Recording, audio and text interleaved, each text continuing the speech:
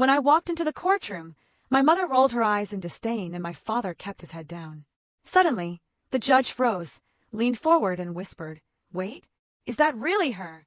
The entire room fell dead silent. They had no idea who I was until. Have you ever been thrown away, told you were absolutely worthless, only to one day walk back into their lives and deliver the most crushing blow imaginable? The kind that makes their blood run cold? Because that's exactly what happened the day I stepped into that courtroom. My mom's eyes rolled in disgust. My dad looked away like I was a stranger. But then, the judge froze, leaned forward, a whisper echoing through the silent room. "Wait, Ice? Is that really her?" They had no idea who I was. "Not yet. Don't you dare embarrass us," my mother hissed, her voice a poisonous whisper, as we walked through the courthouse doors. "Just stay quiet and let the real lawyers handle this." I didn't even bother to respond. My heels clicked against the polished marble floor, a confident, steady rhythm I'd spent years cultivating. My father, as always, wouldn't look at me. His gaze was fixed somewhere far off, like I was a smudge he couldn't acknowledge. Nothing new there. "My name is Anna. I'm 31 years old, and for most of my life, I was the family disappointment. The dropout. The failure. The one they conveniently forgot about when relatives asked about their kids. We were in Omaha, Nebraska at the courthouse because my parents were trying to evict a tenant, a woman named Claire. Her crime. She had the audacity to ask for repairs before paying rent on a building that was literally falling apart. My parents owned 3 rental properties, all inherited from my grandfather, and they ran them like ancient feudal lords demanding their due. Claire had lived in one of their apartments for 2 years, always paying on time, until the ceiling started leaking and black mold, bloomed in her daughter's bedroom. She withheld rent, asking for repairs first. My parents' response? Eviction papers. She signed a contract. My mother had ranted over the phone a couple of weeks ago to my younger sister Melissa. She doesn't get to just stop paying because she's picky about a little moisture. Little moisture. That's what she called black mold. I'd only heard about the case through Melissa, who at 28, still lived at home. She mentioned it casually during one of our rare phone calls, completely unaware that I had spent the last 7 years clawing my way through law school, working 3 jobs, sleeping in my car more times than I could count, and finally passing the bar exam. I'd done it all alone. Not a single dollar, not a single word of encouragement from them. They didn't even know I'd gone to college, let alone become an attorney. The day I walked out of their house at 19, my father had thrown my belongings onto the front lawn. "You're nothing," he'd screamed, his face red with fury. "You'll never amount to anything without us." My mother had stood in the doorway, arms crossed, a cold smirk on her face. "Don't come crawling back when you fail." I never did. Not when I was sleeping in my beat-up car behind a grocery store, surviving on vending machine snacks. I didn't go back. Not when I was so exhausted from overnight shifts I could barely stay awake in class. I didn't ask for help. I'd rather starve than swallow my pride and beg from people who'd made it crystal clear I was worthless. Now, as we walked toward the courtroom, I watched my mother smooth down her expensive blouse, adjust the pearls around her neck. Appearances. That's all she ever cared about. My father strode beside her, his tailored suit the very picture of respectability.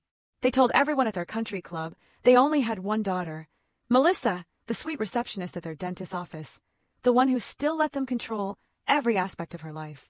"I don't know why you even came," my mother muttered, not looking at me as we approached the courtroom doors. "This doesn't concern you."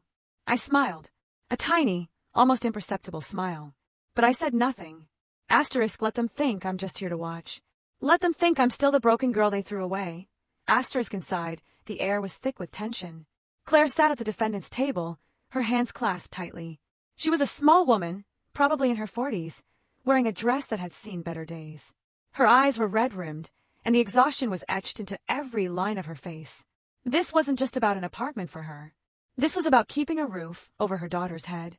My parents took their seats on the plaintiff's side. My mother gestured for me to sit in the gallery behind them. I walked past her, ignoring the command, and headed straight for Claire's table.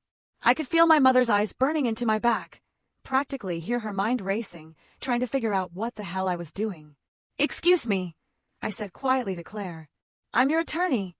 Her eyes widened. I couldn't afford an attorney. I was going to represent myself. "Consider this pro bono," I said, setting my briefcase down with a soft thud. "I've reviewed your case. You have every right to withhold rent until those repairs are made. Your landlords violated the implied warranty of habitability. Behind me, I heard my mother's sharp intake of breath. Then my father's voice, low and furious. "What the hell do you think you're doing?" I turned to face them. For the first time in 12 years, I looked my parents directly in the eye. "I'm doing my job." My mother's face went pale, then beet red. "Your job? You can't be serious. You're not a lawyer." "Actually," I said, pulling out my bar card and holding it up for them to see. "I am. I passed the bar exam 2 years ago. I've been working at a firm downtown, mostly handling tenant rights cases.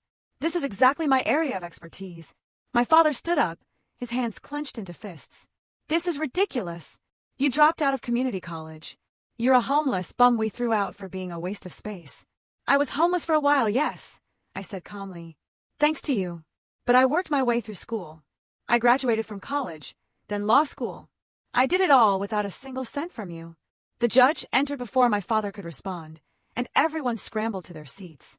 Judge Patricia Holbrook was in her 60s, with steel-gray hair and a no-nonsense demeanor that made even experienced attorneys nervous. She looked over the courtroom, her eyes settling on me with a flicker of recognition. "Counsel, please approach," she said. I walked up to the bench, and my parents' attorney, a man named Gerald who charged $500 an hour, joined me. Judge Holbrook looked between us, then down at the papers in front of her. "I see we have representation for the defendant now," she said. "Counselor Anna Thompson, Your Honor," I said. "I'm representing Claire Mitchell in this matter." Judge Holbrook's eyebrows rose slightly. "Anna Thompson. I thought that name looked familiar. Didn't you argue the Riverside Apartments case last year?" "Yes, Your Honor. You won that case, if I recall. The tenants got everything they asked for. Repairs, rent reimbursement, and damages." "That's correct, Your Honor." She looked at my parents, then back at me, and something shifted in her expression. "This should be interesting. Let's proceed." As I walked back to my table, I caught my mother's expression. Pure horror, mixed with disbelief. My father looked like he'd been slapped. Melissa, sitting behind them, had her hand clamped over her mouth, her eyes wide.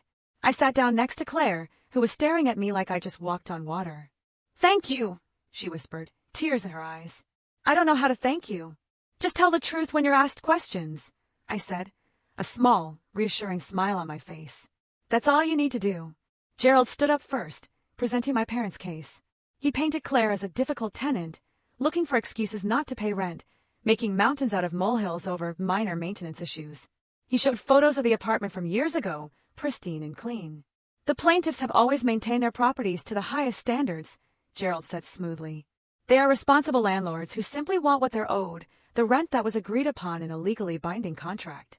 When it was my turn, I stood up and walked to the evidence table. I'd spent the last 2 weeks gathering everything I needed. Photos of the leaking ceiling, the black mold, the broken windows that wouldn't close. Medical records showing Claire's daughter had developed respiratory problems. Maintenance requests that had been ignored for months. A city inspector's report that condemned parts of the building as uninhabitable. "Your Honor," I said, laying out the evidence piece by piece. "The defendant didn't withhold rent out of spite or convenience. She withheld it because the apartment she was paying for had become a health hazard. Nebraska law is clear. Landlords must maintain properties in a condition fit for human habitation. When they fail to do so, tenants have the legal right to withhold rent until repairs are made." I walked the judge through every violation, every ignored request, every broken promise. My parents had collected rent for months while knowing the building was falling apart. They'd threatened Claire when she complained, told her she could leave if she didn't like it, fully aware that she couldn't afford to break her lease and move somewhere else. "This isn't about a difficult tenant," I said, my voice rising with indignation. "This is about landlords who saw their tenants as nothing more than a revenue stream, who cared more about collecting money than ensuring the people living in their buildings were safe." Judge Holbrook listened intently, making notes, asking pointed questions. When I showed her the medical records for Claire's daughter, I saw her jaw tighten. "Counselor," she said to Gerald, "did your clients know about the mold?" Gerald shuffled his papers. "They were aware of some moisture issues, but—" "Did they know about the mold?" she repeated, her voice sharper. "Yes, Your Honor, but they dispute that it was as severe as the tenant claims. The city inspector's report says otherwise." Judge Holbrook looked at my parents, her expression one of barely concealed disgust. "In fact, it says the entire unit should have been vacated months ago." My mother opened her mouth to speak, but my father grabbed her arm, stopping her. Judge Holbrook turned back to me. "Continue, Counselor." I presented the rest of my evidence, building the case brick by brick. By the time I finished, there was no doubt in anyone's mind that my parents had been negligent landlords at best, and criminally negligent at worst. They'd put a child's health at risk for the sake of collecting $1,200 a month. Your Honor, I said in closing, my client isn't asking for much. She's asking for what she's legally entitled to, a safe place to live. She's asking for repairs to be made, for the conditions that forced her to withhold rent to be remedied. And she's asking for reimbursement for the medical expenses her daughter incurred as a direct result of living in an unsafe environment. I sat down. Claire reached over to squeeze my hand. Her eyes were filled with tears, but they were tears of relief, not despair. Judge Holbrook looked at my parents for a long moment. I'll be honest with you, she said. I've seen a lot of landlord-tenant disputes in my years on the bench, but this is one of the more egregious cases I've encountered. My mother's face had gone from red to white. My father looked like he wanted to sink into the floor. I'm ruling in favor of the defendant, Judge Holbrook continued. Not only will the eviction be dismissed, but the plaintiffs will be required to make all necessary repairs within 30 days. Additionally, they will reimburse the defendant for 3 months of rent and all medical expenses related to her daughter's respiratory issues. And just so we're clear, if these repairs aren't completed to code within the specified time frame, I will personally refer this case to the city for further action. She banged her gavel. It was over. Claire broke down sobbing, thanking me over and over. I helped her gather her things, walking her out of the courtroom while she clung to my arm like I was her lifeline. Behind us, I could hear my parents arguing with Gerald in hushed, furious voices. Outside, Claire hugged me tightly. You saved us, she said, her voice choked with emotion. I don't know how I'll ever repay you. You don't have to, I said. Just take care of your daughter. She left, still crying, and I stood there for a moment, letting the weight of what had just happened settle over me. 12 years. 12 years of being told I was worthless, of being treated like I didn't exist. 12 years of fighting every single day to prove I was more than what they said I was. And now, in one afternoon, I'd proven them wrong in the most public way possible. I was gathering my things when I heard footsteps behind me. I turned to find my mother standing there, her face contorted with rage. How dare you, she spat. How dare you humiliate us like that? I did my job, I said calmly. Your job, she shrieked. You call destroying your own family your job? You're not my family, I said.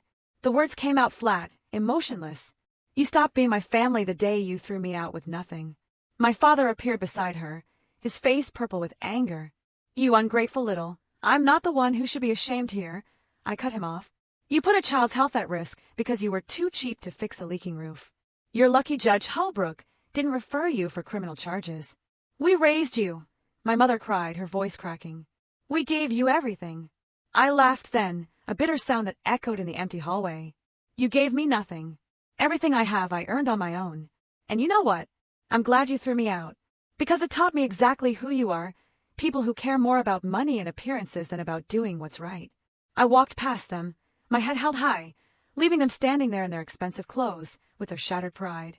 But even as I walked away, I knew this wasn't over. Because my mother never let anything go. And neither did my father. I drove back to my office in a daze, replaying the entire scene. The look on Judge Holbrook's face when she recognized me. The horror in my parents' eyes when they realized I wasn't the failure they convinced themselves I was. The gratitude in Claire's voice.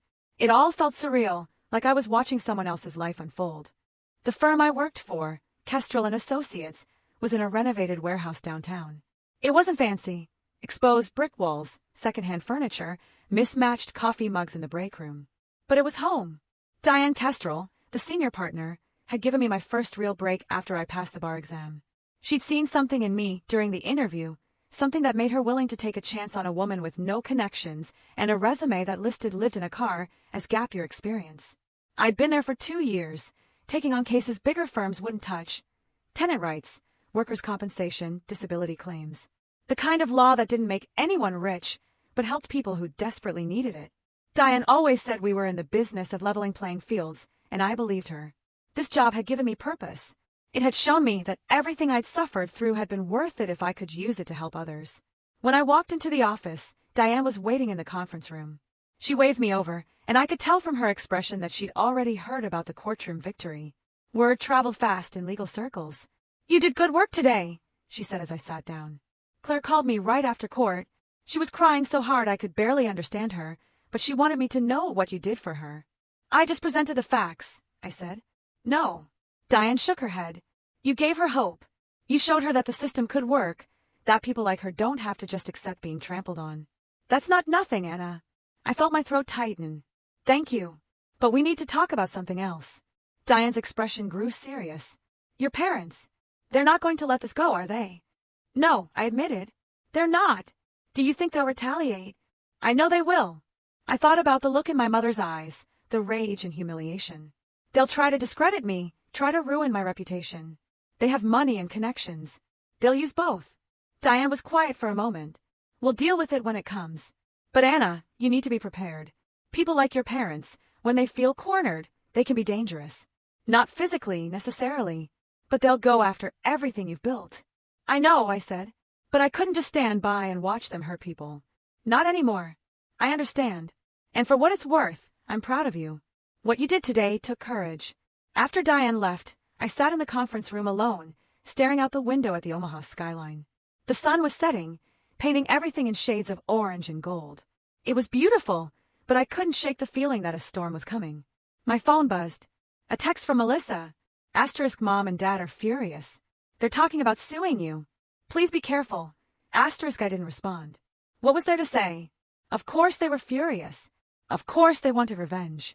That's who they were. People who couldn't stand to be challenged, who would rather destroy someone than admit they were wrong. But I'd faced worse than their anger. I'd survived homelessness, poverty, and years of their emotional abuse. Whatever they threw at me now, I could handle it. At least, that's what I told myself. As I packed up my things to leave, my phone rang. Unknown number. I almost didn't answer, but something made me pick up. Anna Thompson, a man's voice asked. Yes. Who is this? My name is Henry Bradford. I was your grandfather's attorney. I need to speak with you about something urgent. Something your parents don't know about. My heart started racing. What is it? Not over the phone. Can you meet me tomorrow morning? 9 a.m. at my office. Yes, I said, without hesitation. I'll be there. He gave me the address and hung up. I stood there, holding my phone, my mind spinning. What could my grandfather's attorney want after all these years? My grandfather had died 12 years ago, his estate settled and distributed. What could possibly be urgent now? I had a feeling I was about to find out, and something told me it was going to change everything. Henry Bradford's office was in an old building downtown, the kind with marble floors and brass fixtures that had been there since the 1920s. I arrived at 9 a.m. sharp, my stomach churning with anticipation. The receptionist led me to a corner office where Henry sat behind a massive oak desk, surrounded by file cabinets and leather-bound law books. He was in his 70s, with white hair and kind eyes behind wire-rimmed glasses. He stood when I entered, extending his hand. Anna, thank you for coming on such short notice. You said it was urgent, I replied, shaking his hand. What's this about? He gestured for me to sit, then pulled a thick folder from his desk drawer. I've been your grandfather's attorney for 40 years. When he died, I handled his estate according to his wishes. But there was one provision in his will that was kept sealed. A provision that could only be opened under specific conditions. My pulse quickened. What kind of provision? Your grandfather loved you very much, Anna. He saw how your parents treated you, and it broke his heart. So he made arrangements to protect you. Henry opened the folder and slid a document across the desk.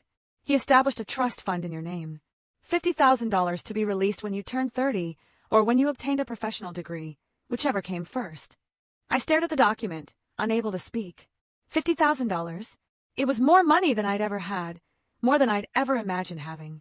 You passed the bar exam 2 years ago, Henry continued. That met the conditions. The money has been sitting in trust, accumulating interest. It's now worth nearly $60,000. Why didn't you tell me sooner? My voice came out as a whisper. Your grandfather's instructions were explicit. The trust was to remain completely confidential until you met the conditions. He didn't want your parents to know about it. Didn't want them to interfere or try to claim it for themselves. He knew them too well. I thought about my grandfather, the quiet man who'd always had a kind word for me when my parents didn't. He'd been the only one who believed I could be something more than what my parents said I was. There's something else, Henry said, pulling out an envelope. Your grandfather wrote you a letter. He asked me to give it to you when the time came. My hands trembled as I opened the envelope. Inside was a single sheet of paper covered in my grandfather's careful handwriting. Dear Anna, if you're reading this, then you've done what I always knew you could do. You've made something of yourself despite everything they've thrown at you. I'm proud of you, even though I won't be there to tell you in person. Asterisk, asterisk, I know your parents have made your life difficult. I've watched them favor your sister, watched them tear you down whenever you tried to rise. It broke my heart, but I couldn't change them. All I could do was try to give you a foundation to build on. Asterisk, asterisk, this money isn't a solution to all your problems, but it's a start. Use it wisely. Build the life you deserve. And remember, you are worth more than they will ever understand. Asterisk, asterisk, there's one more thing I need you to know. I was planning to change my will completely, to leave you half of everything.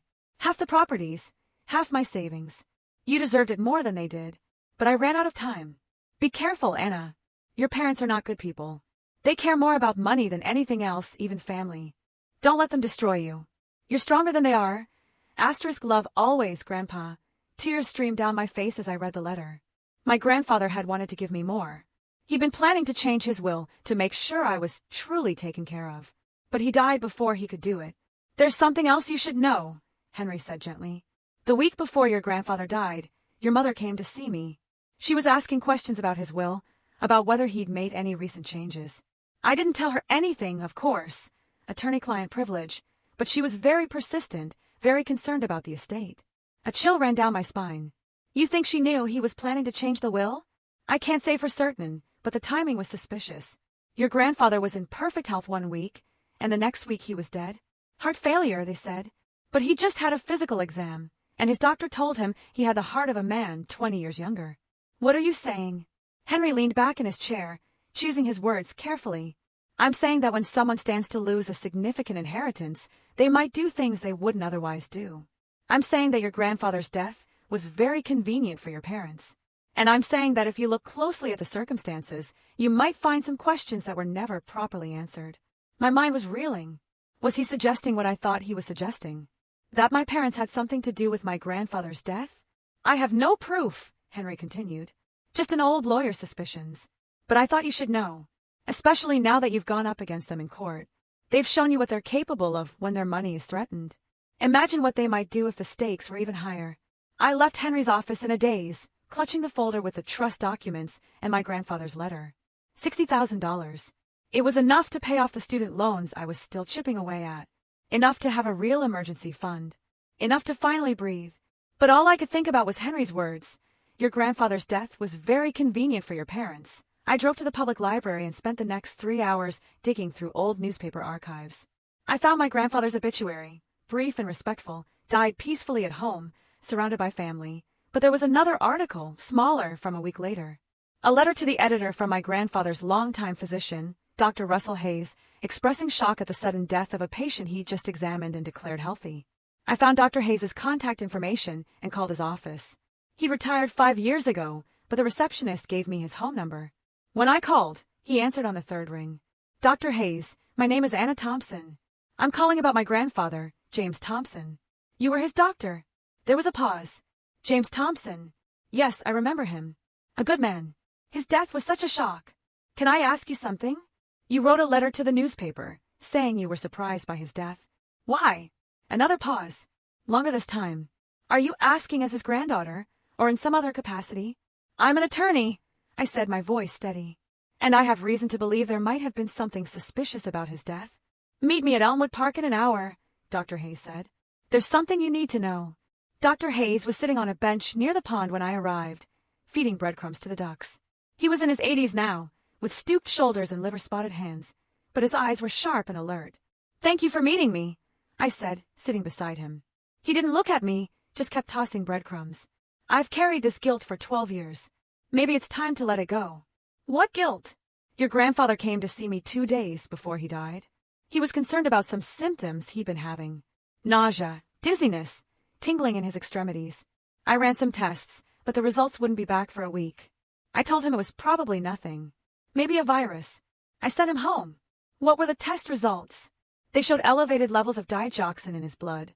Digoxin is a heart medication, but your grandfather wasn't taking any heart medication. The levels were high enough to cause arrhythmia. Heart failure. High enough to kill someone. My breath caught. You're saying he was poisoned?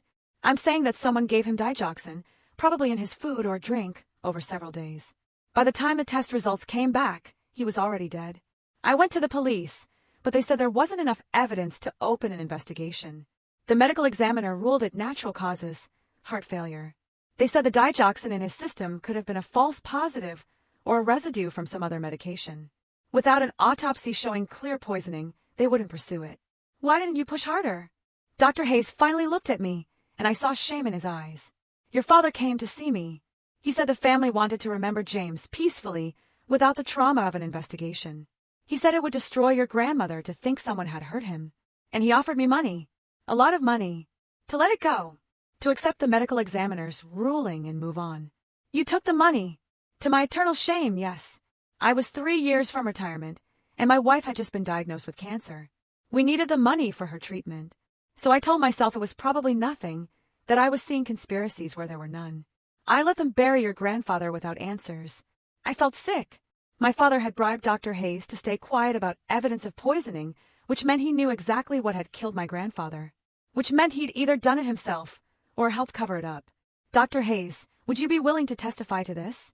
To put it in a sworn statement. He nodded slowly. Yes. I'm old now. And my wife passed away 5 years ago. I don't need their blood money anymore. And I don't want to die carrying this secret. If you're going after them, I'll help you. I got Dr. Hayes' statement recorded and notarized that same afternoon.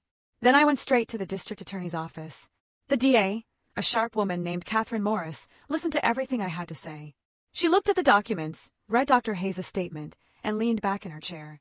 This is serious, she said. If what you're saying is true, we're looking at murder. But it's been 12 years. Physical evidence will be long gone.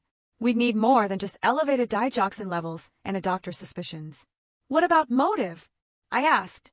My grandfather was about to change his will. My parents stood to lose millions if he did. Henry Bradford, his attorney, can testify that my mother was asking questions about the will right before he died. That's circumstantial. We need something concrete.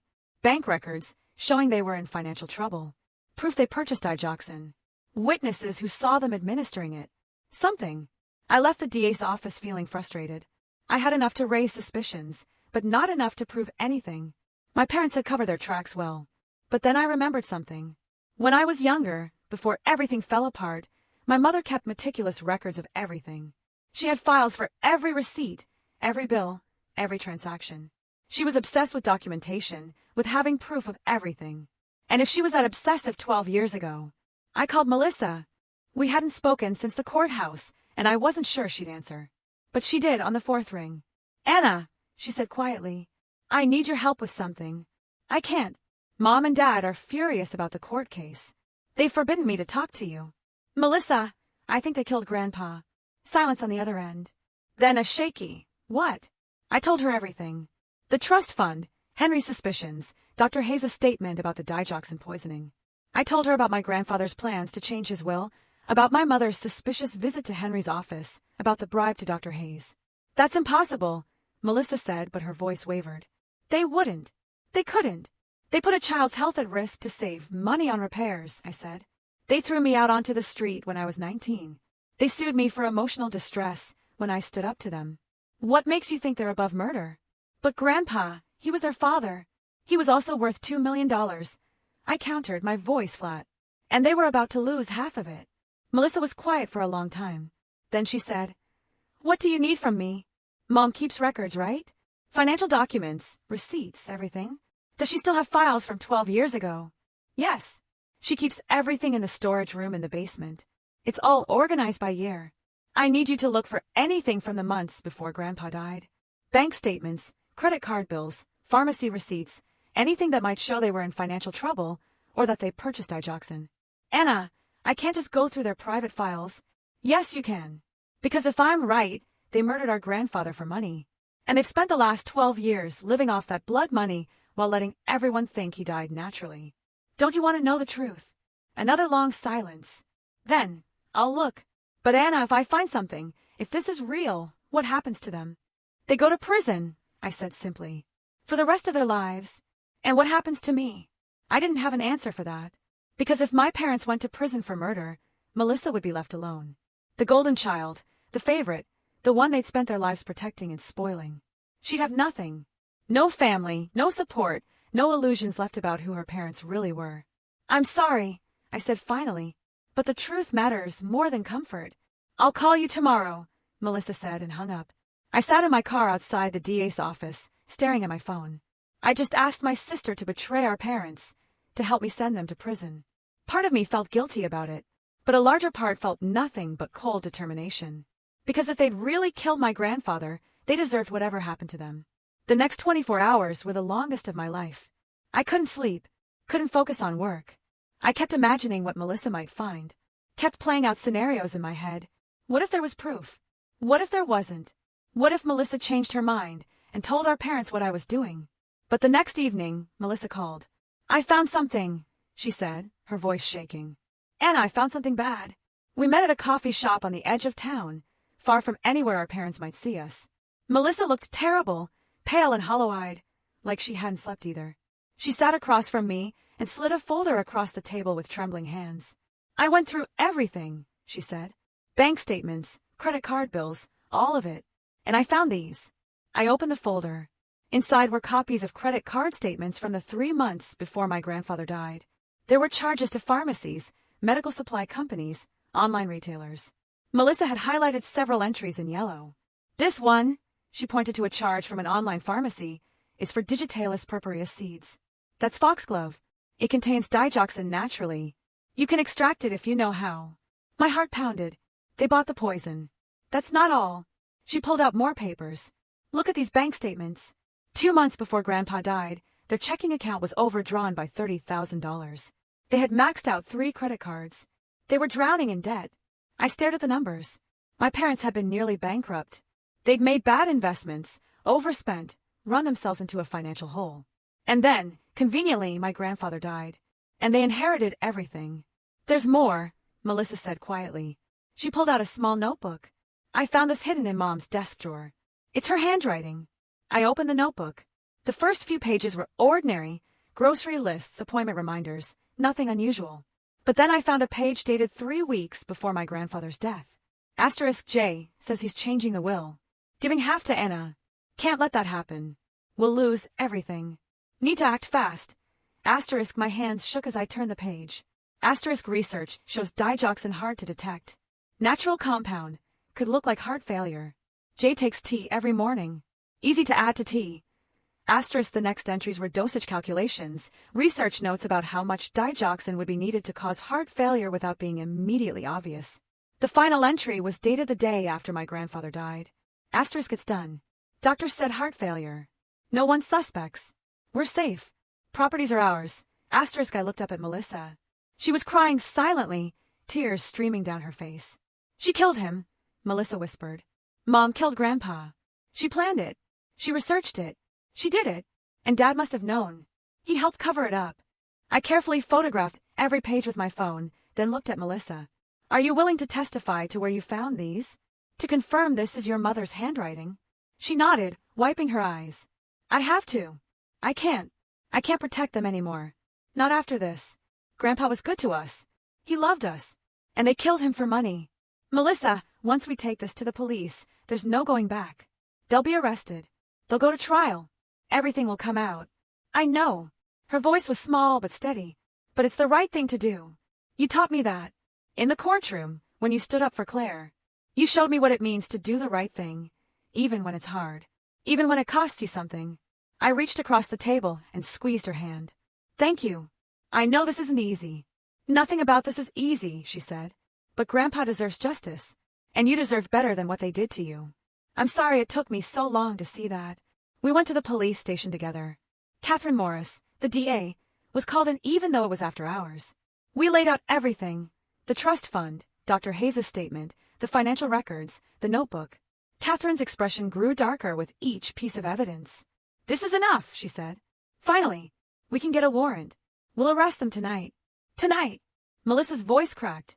The longer we wait, the more chance they have to destroy evidence or flee, Catherine explained. If they realize what's happening, they might run. We need to move fast. 2 hours later, I sat in Catherine's office, watching through a monitor as police officers arrived at my parents' house. Melissa sat beside me, gripping my hand so tightly it hurt. We watched our mother answer the door in her expensive robe. Watched her face change from confusion to horror as the officers read her rights. We watched our father try to bluster his way out of it. watched him be handcuffed, and led to a patrol car. "It's real," Melissa whispered. "It's really happening." I felt numb. All those years of being told I was worthless, of being thrown away like garbage, it all came from people who were capable of murder. People who had killed a kind old man because he wanted to make sure I was taken care of. The arraignment was set for the next morning. Catherine had enough evidence for charges of first-degree murder, evidence tampering, and fraud. Bail was set at $2 million, exactly the amount they'd received from my grandfather's life insurance policy. They couldn't pay it. They'd spent most of the money already, and their assets were frozen pending investigation. My parents would sit in jail awaiting trial. The news spread fast. Within 24 hours, every local station was covering the story. Prominent landlords arrested for murder. Woman discovers parents killed grandfather. 12-year-old murder case reopened. My face was everywhere, and so was Melissa's. The press painted me as the heroic daughter who uncovered the truth, and painted my parents as monsters who'd literally gotten away with murder for over a decade. The firm where I worked was flooded with calls. Some were from former tenants of my parents, wanting to share their own stories of abuse and negligence. Others were from attorneys offering support. A few were from news outlets wanting interviews. But one call stood out. It came 3 days after my parents' arrest. From a lawyer representing Claire, the tenant I defended in court. "Anna, you need to know something," the lawyer said. "After your parents were arrested, 3 other tenants came forward. They all had similar stories.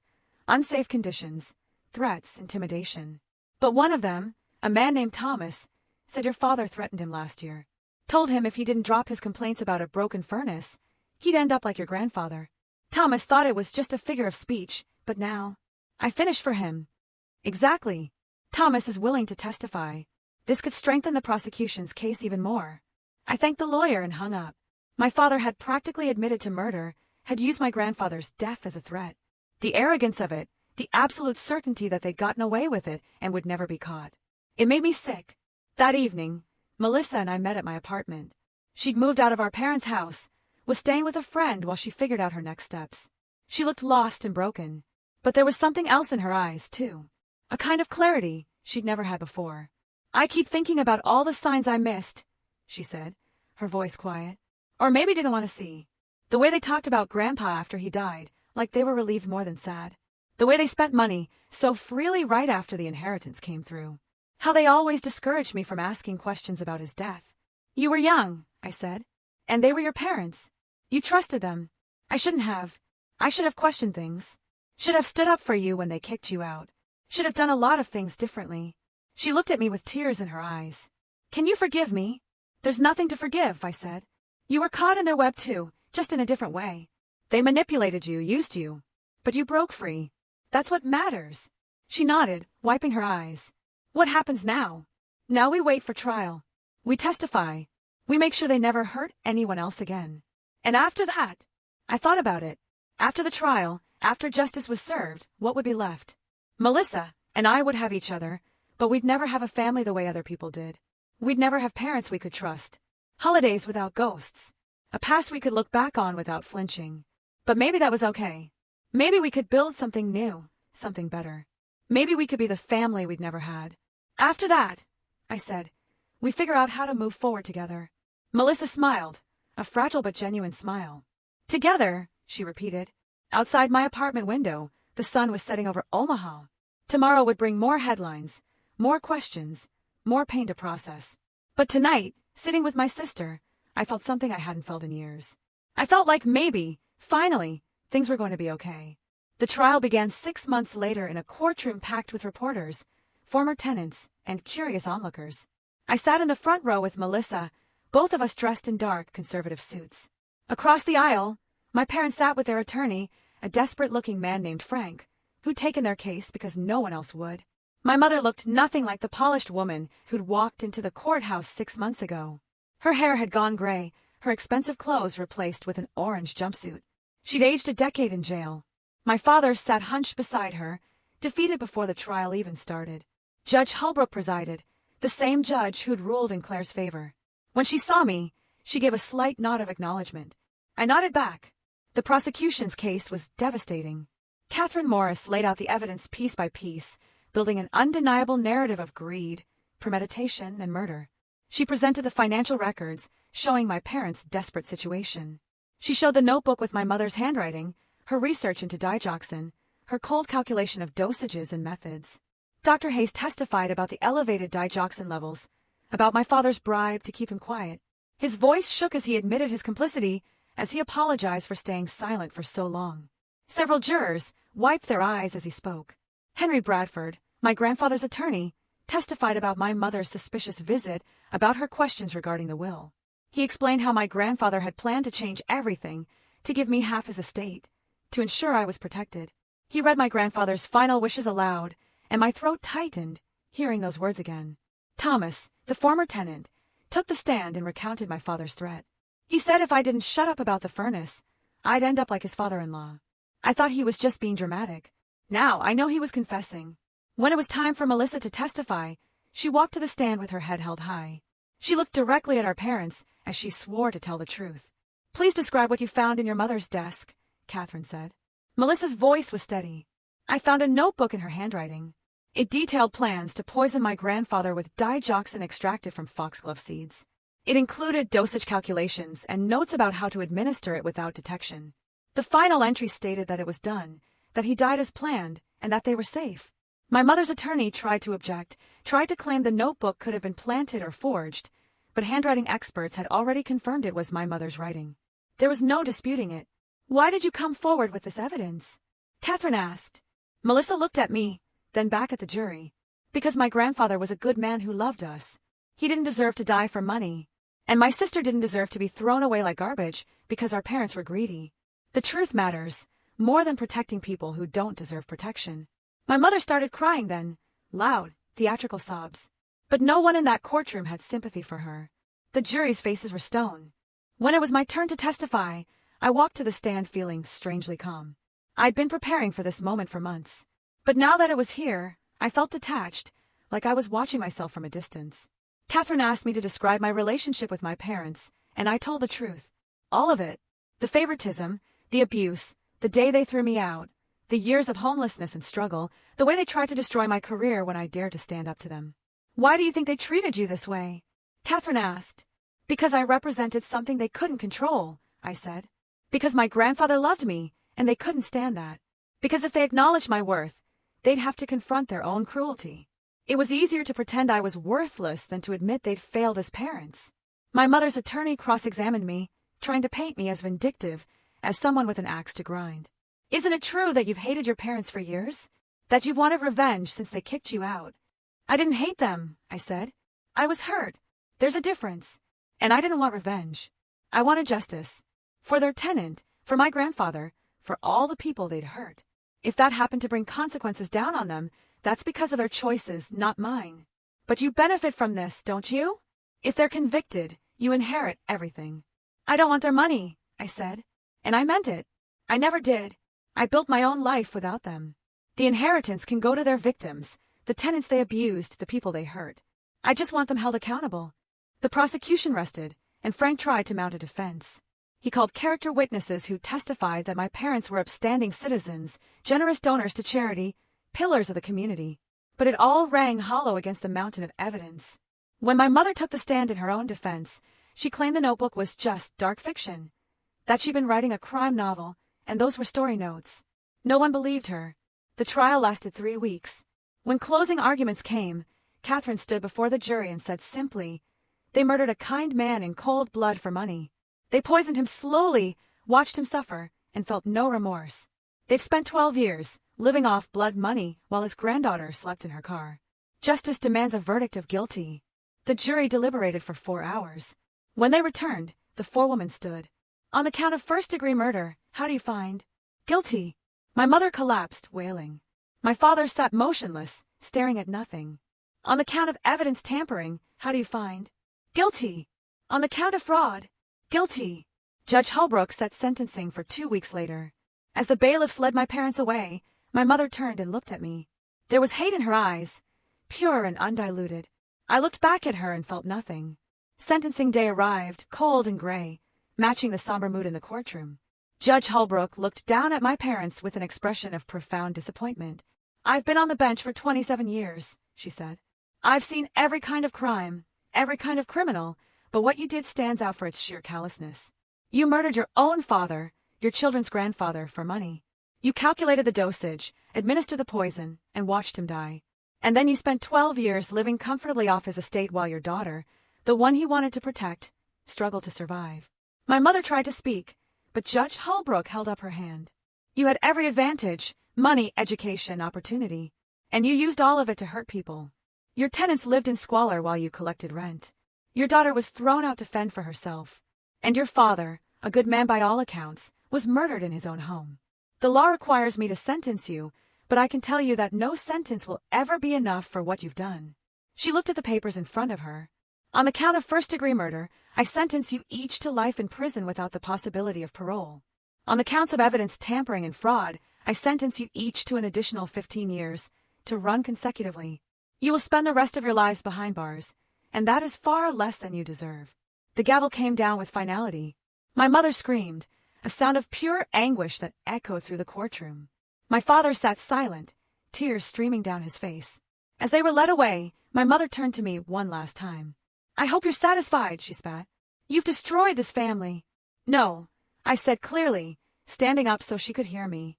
You destroyed this family when you chose money over people, when you chose greed over love. I just made sure everyone knew the truth.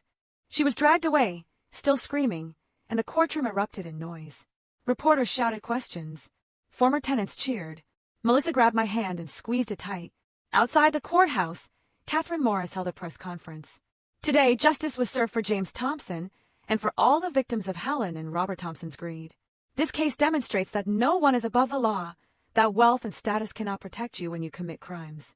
I want to especially commend Anna Thompson and Melissa Thompson for their courage in coming forward, for choosing truth over family loyalty. Reporters turned to me, shoving microphones in my face. How do you feel, seeing your parents sentenced to life? Relieved, I said honestly. Not happy, not triumphant, just relieved that they can't hurt anyone else. Will you accept the inheritance? No. Everything they have will go to a fund for their former tenants, the people they actually hurt and exploited. That's what my grandfather would have wanted.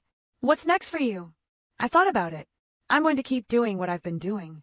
Helping people who need legal representation but can't afford it. Making sure landlords are held accountable. Trying to make the system work for people who usually get trampled by it.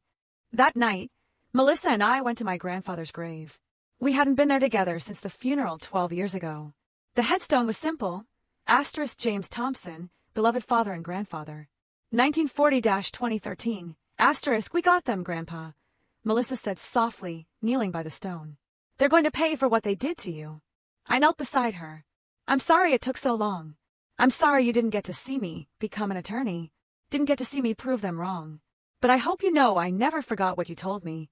That I was worth more than they said. You were right.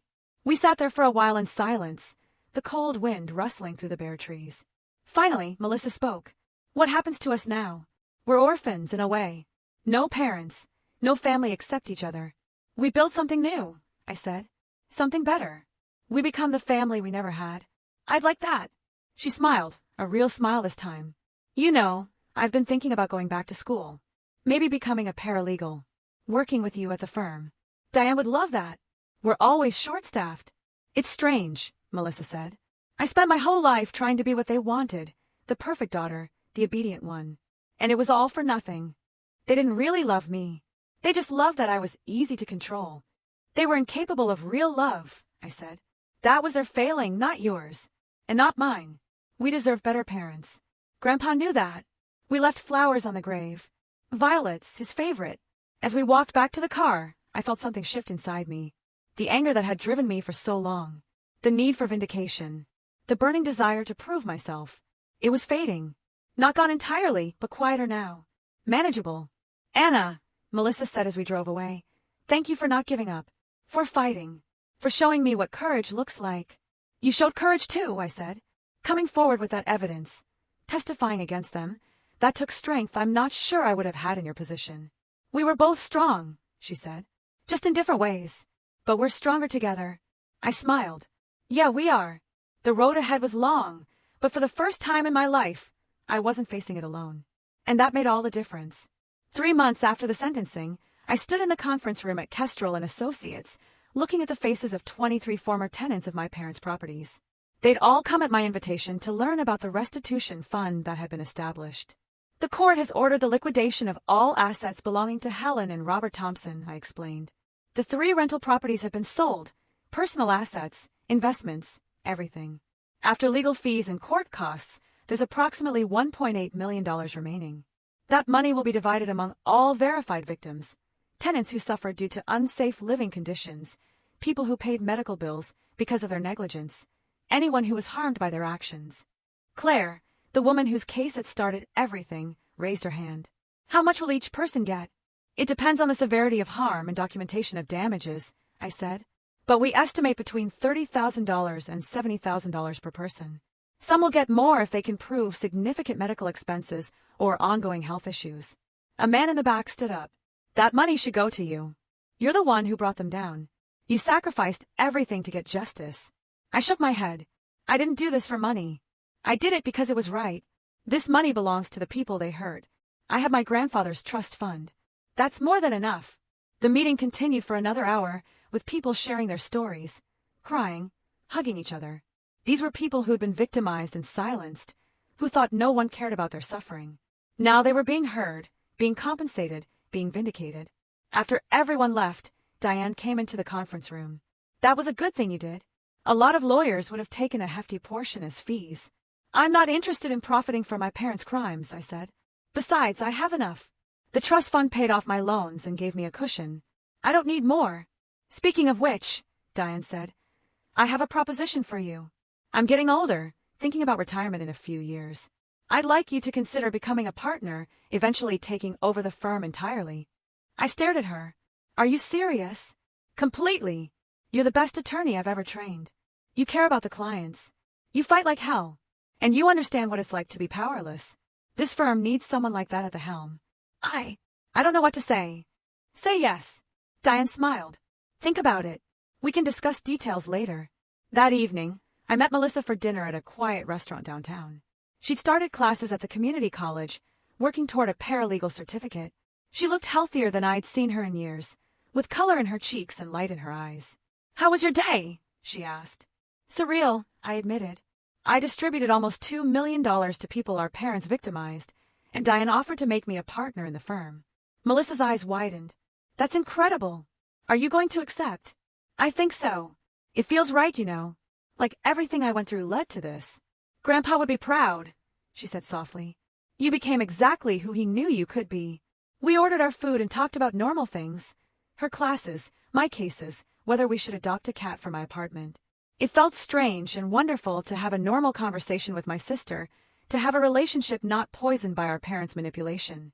I saw them last week, Melissa said suddenly. At the prison. I set down my fork. Why would you do that? I needed closure, I guess. Needed to see them one more time. She took a shaky breath. Mom tried to guilt-trip me. Said I'd betray the family. Dad just cried and said he was sorry. But neither of them actually took responsibility. Even now, even after everything, they can't admit they were wrong. Some people never do, I said. They're too broken, too lost in their own choices. But that's not your burden to carry anymore. I know. She smiled. I'm not going back. That was goodbye for good this time. We finished dinner and walked through downtown Omaha, past the old courthouse where this had all started. I thought about that day 6 months ago, walking into that courtroom expecting nothing, only to change everything. I thought about my mother's disgust, my father's dismissal, the judge's surprise when she recognized me. I thought about how far I'd come from the 19-year-old sleeping in her car, from the girl told she'd never amount to anything. Do you ever wish things had been different? Melissa asked. That we'd had normal parents, a normal childhood? Sometimes, I admitted. But then I think about who I became because of what I went through. The empathy I have for people who are struggling. The drive to fight for justice. The understanding that systemic problems hurt real people. Would I have that if I'd grown up comfortable and privileged? I don't know. So, you're saying you're grateful for the trauma? Melissa raised an eyebrow.